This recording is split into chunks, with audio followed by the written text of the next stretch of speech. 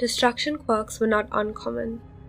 Incidents of people and children losing control of their quirks and indirectly causing a catastrophe happened every other day. Each one was unique and unpredictable, and accepted as a side effect of a superpowered society. And yet, the sheer magnitude of carnage that the villain at the center of the city had caused was anomalous. Cars had been crushed, cut through at their centers, wrecked and discarded. Deep trenches were dug into the roads as though a world war had taken place in the middle of the city. Concrete buildings, tall and strong, were slashed straight through as though they were nothing but papier-mâché. Eijirou and you were the nearest heroes whose patrol neighbored the affected area. You'd both charge into the dust the instant the first responding heroes requested backup. Their last words before the line became static. "Don't come close to his arms." You proceeded with caution, surveying the destruction, and wondering what could have caused that. The loud crack of stone alerted you and Eijirou, and you share a look before taking off in its direction. The villain is in the next street, tearing into a building. His arms stretched high into the air, over the building he stood before, and whooped down with the force of a plane crash. The building split in two, right down to its foundation. The entire action seeming as simple as a woodcutter swinging an axe at a log. And yet, the demolition was horrendous. The villain pulled his arm out. It retracted back to its owner. He flexed his hand, completely unaffected. Not even a scratch. You were thankful that the emergency alert had been sent to the citizens in the area. Everyone had evacuated to give the heroes a chance to subdue the villain. You attacked as he admired his arm, hoping to catch him off guard. Your quirk lashed out, but he blocked, his arm stretching in a wide arc to shield him.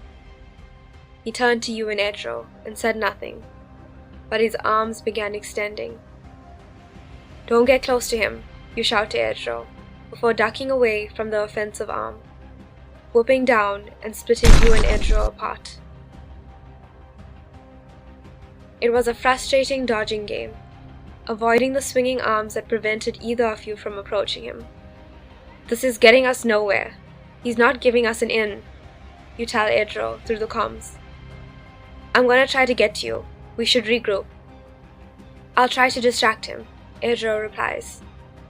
You dodge his next swing, rolling out from its line of descent and heading to Eijirou before it could swing again. Eijirou saw you run towards him.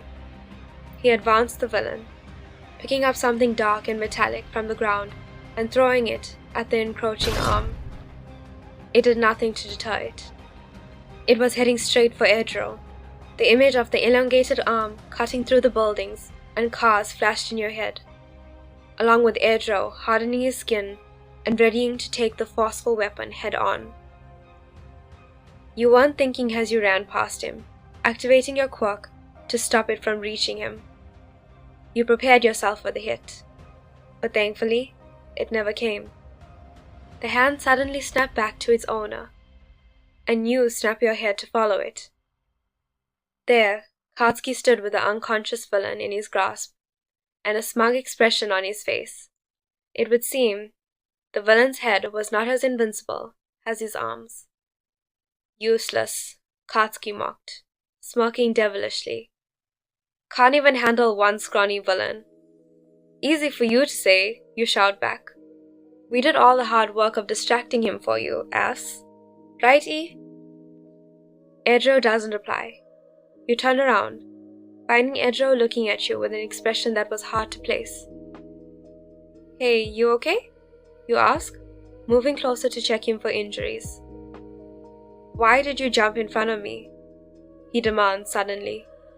You retract in surprise. "What?" Eijirou's eyes seem to harden. "You jumped in front of me when the villain's arm was coming my way." "Well, yeah, I wanted to slow it down so it wouldn't get to you," you say, puzzled. "What's the matter?" "I was hardening my skin. I could have taken that hit. You shouldn't have come between me and it."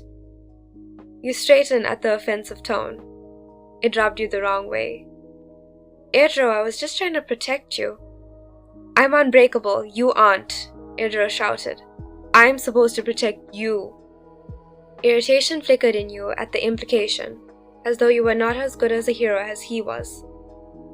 What? I'm not allowed to do my job? I'm every bit as capable as… Oi! Katsuki yelled, approaching them. What's up with the both of you? Behind him, flashing in blue and red, were police cars. You hadn't noticed the police arriving. A few officers were eyeing them at a distance. Ask Mr. Invincible over here. He's the only one allowed to be a hero, apparently, you grumble. Eijirou snapped. Well, at least I'm not dumb enough to throw myself in front of an annihilating arm. Dumb enough? Dumb enough? You shout incredulously. Oh, so it's dumb of me to want to protect my partner. My bad. Guess I should be as smart as you, thinking I could take a quirk that cut through a building. If it could cut through me, imagine what it could have done to you, Eijirou shouted back angrily. I was handling it, you screamed, stepping forward. Whoa, cool it, both of you. Katsuki stepped between you and Eijirou, looking severely out of his depth. He was usually the one needing to be calmed down. I don't know, one of you go that way and the other way. You huff, turning on your heel, and stormed off. Eijirou did the same. Annoyance clear in both your strides and the tenseness in your shoulders. Katsuki turned his head from one partner to the other, perplexed by the situation. What the actual fuck?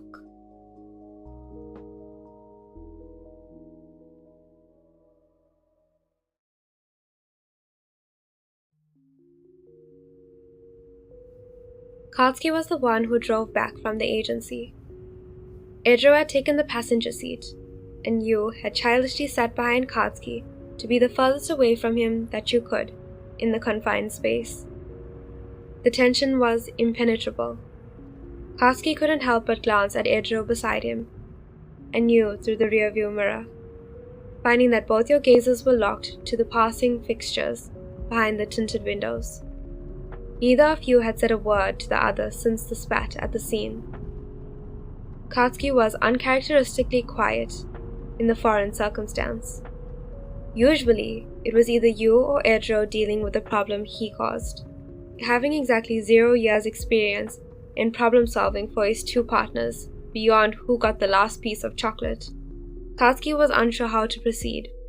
When they arrived home, you stomped straight into the bathroom, and Eijirou watched you go, his lips pursed. He plopped down onto the sofa, crossing his arms stubbornly, and clicked on some mindless television. Katsuki blinked, before decidedly turning around and walking into his kitchen to start dinner. The both of you easily solved his fights, and so he assumed that whatever was going on would fix itself. He'd just have to power through the evening and the uncomfortably quiet dinner. When it was time for bed, the two of you had strategically waited for Katsuki to climb in first. Then, you'd taken either side of him. Katsuki sent an exasperated glance to your side and to Eijirou's, before proceeding to ignore it. At least, he didn't have to fight to be in the middle.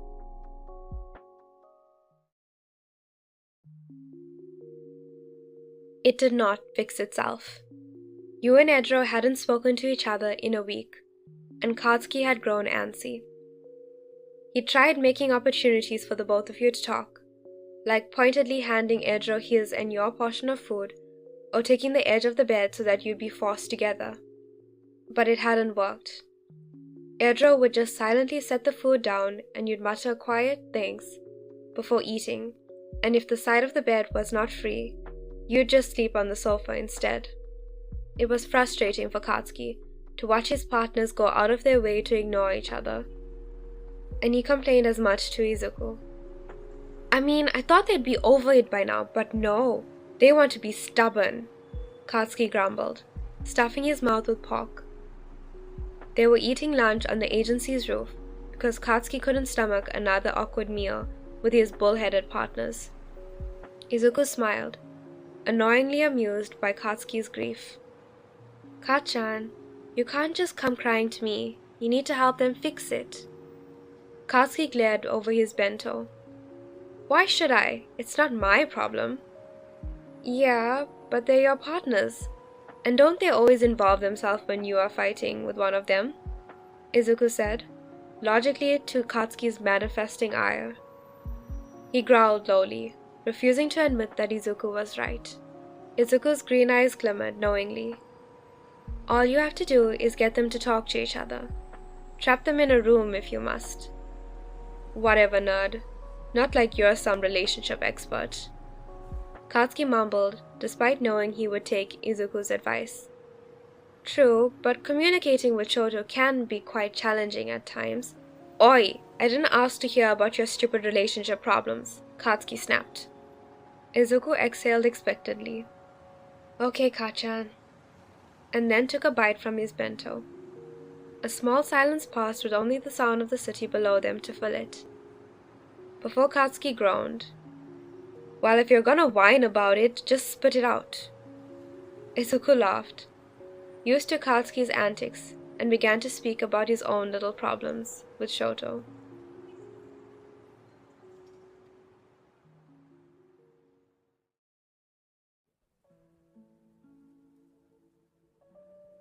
That evening, Katsuki jumped you in Eijirou, neglecting to give you even a minute to change. He ordered the two of you to the table where dinner was set. You picked at your plates, obviously nervous for what Katsuki had planned. Katsuki glared as you avoided his eyes. He slammed his bowl on the table, causing the both of you to jolt and look at him with wide eyes. I've had enough of this. The both of you had better start talking to each other before I blow up both your asses. Eijirou and you glanced at each other before hastily dropping back to your plates. Nope, you've been doing that the whole week. No more of that, Katsuki says, gritting his teeth. Nothing to talk about, you mumble to your plate. Yeah, nothing, Eijirou mutters. Katsuki glares at you, and then at Eijirou. Fine, if that's how you want to play it. He gets up from his chair and snatches both of your plates, leaving your utensils hanging in the air.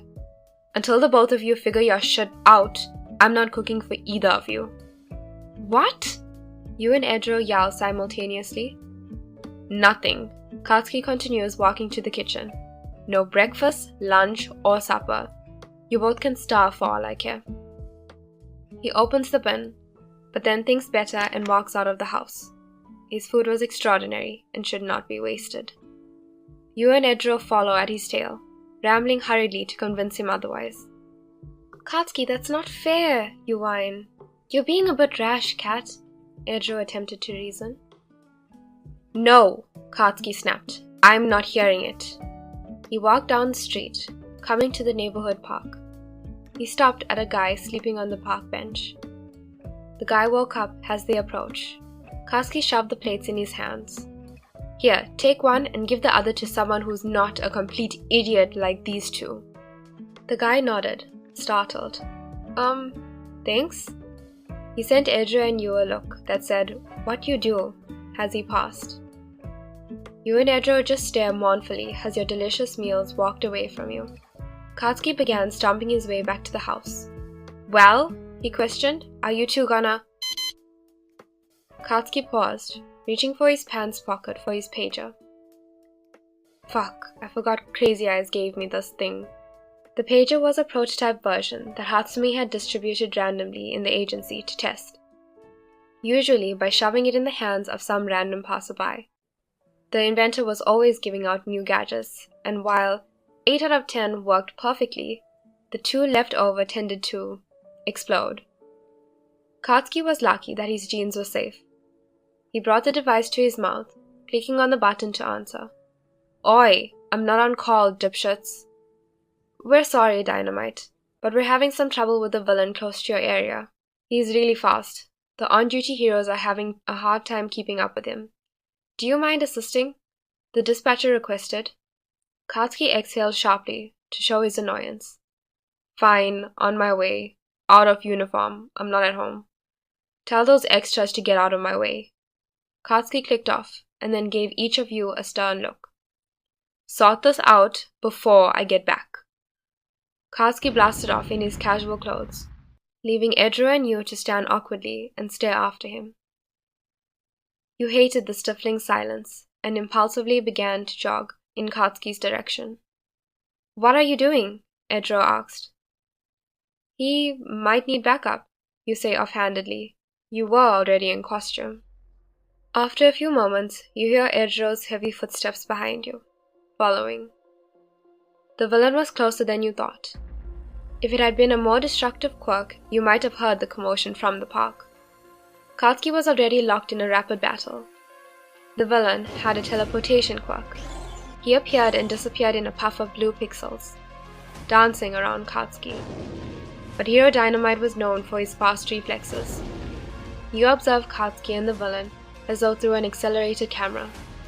As you watch the villain zip in and out of existence, you realized he was trying to catch Katsuki, which made no sense. He should be trying to avoid him. Katsuki, of course, must have already realized this, because each time the villain almost caught him, he blasted an explosion. The kid was relentless, but if he was trying to tire Katsuki out, he was gravely underestimating Dynamite's ability. You couldn't find an in into the fight, not without disrupting Katsuki's focus, and realized you had been sharing a space with Eijirou for far longer than you had all week. Before Eijirou could realize this, you throw yourself into the battle, firing your quirk. You missed the villain, but caught Katsuki's attention. "Didn't I tell you to work your shit out?" he growled angrily. You feign innocence. "I wanted to help." "So did I," Eijirou pipes up, approaching next to you. You roll your eyes, probably here to babysit me again. Eijirou narrows his eyes at you. "Really? Now?" You shrug. You could have stayed behind and did your own thing, but you're here. Am I not allowed to protect Katsuki now? "That's not what Oi!" Katsuki yells, grabbing both of your attention. He looked livid. "I can't believe how fucking unprofessional you're both being. We're in the middle of a fucking fight, and you hadn't seen the blue pixels, but Katsuki had. He snatched the kid just as he fabricated, and slammed him onto the tar. You are getting on my last nerve quicker than they are, kid." The boy's lips spread into a broad, mischievous smile. "Gotcha," he said, grabbing onto Katsuki's arm. You saw Katsuki's eyes widen, before he was gone, blimped out of existence. "Katsuki!" you cried out in shock. Someone grabbed your shoulder. You turned, thinking it was Eijirou, but it was the kid, shimmering in blue and holding onto Eijirou's shoulder as well. In the next blink, you are no longer on the street or anywhere near civilization, but facing a dense and bountiful cluster of trees. You whirl on your feet, disoriented by your sudden change of surroundings, digging into not asphalt, but dark soil. Eijirou was there, just as confused and panicked, but neither Katsuki nor the kid villain were anywhere to be seen.